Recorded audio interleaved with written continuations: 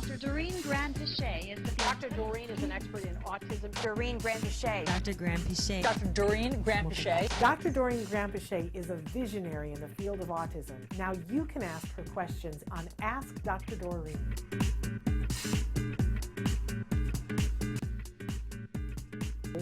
Hi, my 16-year-old is high-functioning autism and is so isolated right now, no social contact with peers due to online schooling, that he is struggling with relationships and his sexual identity. He claims he is bisexual, but we believe he feels this way because he is desperately seeking love and acceptance from anywhere. He told me this morning that being bisexual doubles his chance at love. He hasn't been alone with any peers for over a year. Would it benefit for him to see a therapist who specializes in this area, and how do we proceed? There's been a lot of studies that have come out recently that have talked about sexual identity in individuals who are on the autism spectrum is often more fluid, and that there is a higher percentage of individuals in the gay community who are on the autism spectrum than is found in other communities. So just throwing that out there. But Dr. Grand-Pichet, what would you like to say to this parent? That's so interesting, Shannon. I mean, because I'll just share some thoughts about it because, I don't know very much about the area of sexuality and autism, but it does make sense that there would be a higher number. There's early studies, and this was actually one of those studies that I did for my master's 100 years ago. Very early studies, people were looking at gender discrimination by individuals with autism. I was looking at a concept called over-selectivity, which is a little different than gender discrimination, but over-selectivity has to do with looking at a stimulus or an object or anything and not recognizing it because you're paying attention to one particular aspect of that stimulus. So for instance, my study was that I would have parents of the children, and the children obviously could identify the pictures of the parents, or we taught them to.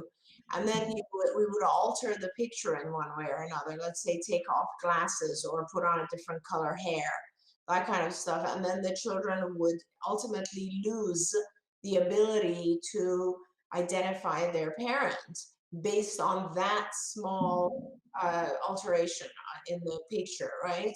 So so if it was a typically developing child, you learn the face of the parent based on the face, and not necessarily based on the things around it. So if the mother changes their hair color, you still recognize that as being mother. But in children with autism, it was called over-selectivity because they were selecting the knowledge that this is mom based on, let's say, hair color, or based on some aspect of it, like glasses, or if you change the mouth, or some small portion of it where it still remained identifiable to others. So, those are things that take place with kids with autism. Having said that, I'm not answering the actual question. So it would, when you look at gender, male and female, how do we know someone is male or female? You look at by just looking at them, right? So how do we differentiate that? And somehow we do. Believe me, there are so many studies where they're trying to identify if someone is male or female, and we don't know. It's one of those intrinsic things. It's not, obviously, it's not short hair and et cetera, but somehow we do identify that. And as the world has changed, it is less and less likely that we will continue to identify gender based on facial expression or face or external. Now, when it comes to individuals on the autism spectrum, as we know, they are very non-judgmental individuals, right? Even the highest functioning people, I always like to say that my highest functioning or recovered individuals are just the loveliest people because they don't learn all the kind of bad stuff we learn, like the envy and judgment and all that kind of stuff. So it is possible that your child might not differentiate between male, female. It might not have any kind of, it might not hold any meaning to him. I don't know. That's absolutely possible. But I think until he figures that out, this is so tough. I want to start by saying it's not just tough for kids on the spectrum. It's just a tough period of time for everyone. A lot of kids, a lot of teenagers are not sure about their own sexuality right now. There's a lot of reasons for it, but there is a lot of confusion about that. Now, yes, of course, it would be great if you could find a therapist who specializes in this and talk to them. I don't know anyone myself who understands ASD and sexuality. But what I do think you need to do somehow right now is to get him involved in some sort of online, even social group. And there are a lot of online social groups. Have we in the past given out some links for that, Shannon? And I think you know some of them that we can mention here. Yeah, I'm especially a big fan. In fact, tomorrow we're going to be replaying an interview that we've done with Chelsea Darnell. She's an amazing young woman, an adult woman on the autism identifies herself as being on the autism spectrum, and she runs a really wonderful social group. It's called Movie Chat with Chelsea Darnell. It's through the Ed Asner Family Center. It is usually for adults 18 and up, but I think they make special exceptions sometimes for a 16 or 17-year-old. And basically, there's a movie that's assigned at the beginning of the week, and they encourage the people who are going to be on. You have to register for it, but it's totally free. They encourage you to watch the movie, and then the discussion always starts out talking about the movie, but it's an adults on the autism spectrum social group.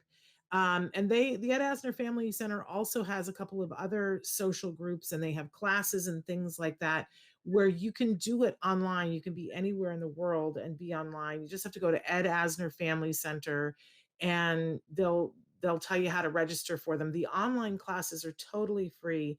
But I have to say, I think that that's the more important aspect is getting, first of all, getting him some social interaction with folks. And I, of course, have so many friends who tell the story of when I don't know whether this individual is bisexual or not. How could I possibly know? But I just want to send love to this caregiver and say that I have so many friends on the spectrum and not on the spectrum that tell the story of when they were trying to come to terms with who they were, and all they wanted was acceptance and love from the people around them. And that I think if we could fast forward 5 years into the future, and when all of that is settled, and you know what your child's sexuality is, and they know what their sexuality is, that where you're going to want to be is in love and acceptance of who they are. And if as much as you can apply at 16, I would think would be the most helpful thing for your child. But I understand that's not the question you were asking. So back to you, Dr. Graham-Piché. No, I mean, I just want to say, like, it would be interesting for me to hear the point of view of some of the parents here.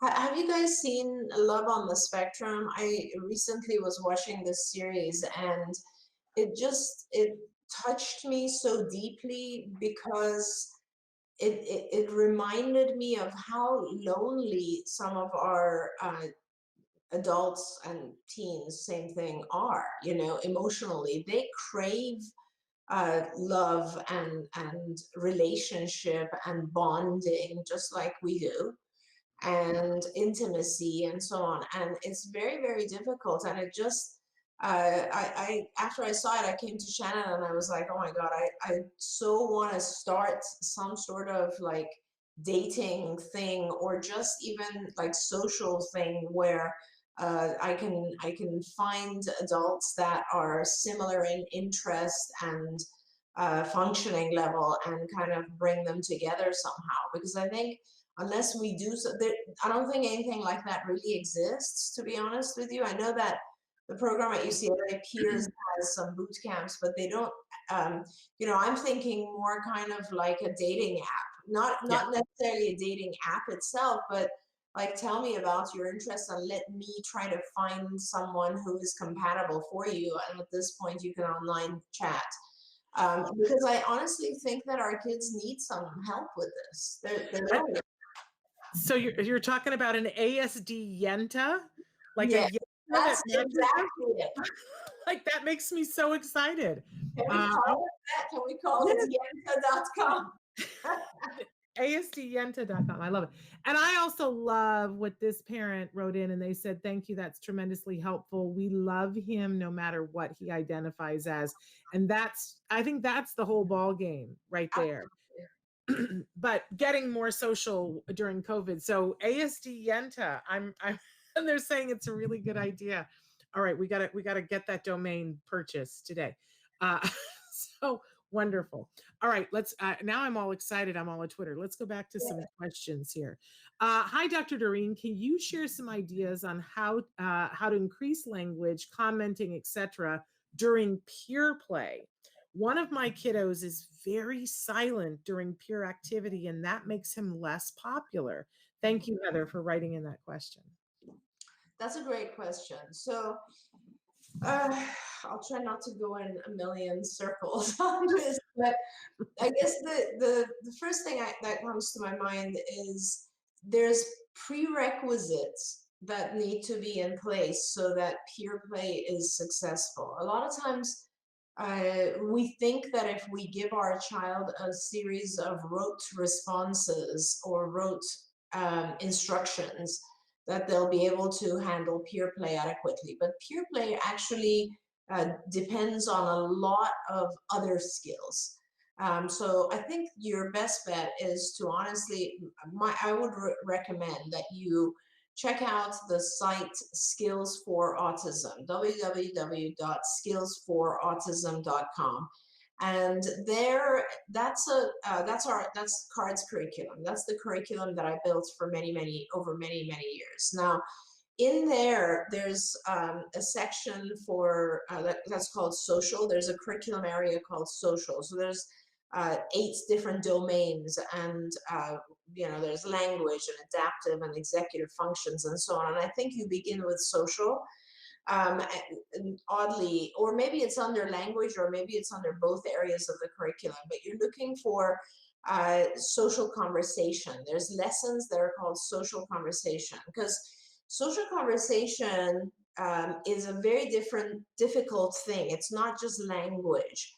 It is, the individual has to learn. I'll give you some examples of these other skills that I'm talking about. They have to be able to kind of learn things like, how do I respond when there's one child playing with me or one other person versus a group? Because group dialogue is extremely different than individual dialogue. Second is they have to learn, like, what do I do if how do I read other people's body language and facial expressions? Because that is in social conversation and in play. That is how we identify if we are doing something wrong, if we're being boring, if we're off topic. It's by reading other people's expressions. How do I do that? And how do I repair it if I notice that people are walking away, if I'm losing people in the play setting, if they're preferring to play with each other as opposed to me? What are my ways to repair that? What are some conversational skills that help me introduce and get into the social setting as opposed to maintain when I'm in there, as opposed to repair when people are leaving? There's a lot to learn there. So I really recommend that you go into skills, because it would kind of be a disservice if I was just to say, well, observe his play and give him some rote sentences. You can do that, but it won't always be appropriate. And if you wanted him to learn actually the formula, kind of how to socialize in peer settings, then you need to teach all these other types of skills. If he's a younger child, you're looking at things like sharing, turn taking. I mean, there's so many different things that come in before you can focus on getting appropriate conversation into peer play.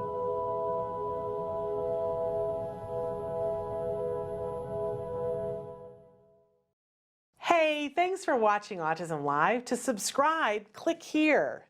And if you'd like to check out some more of our videos, click here.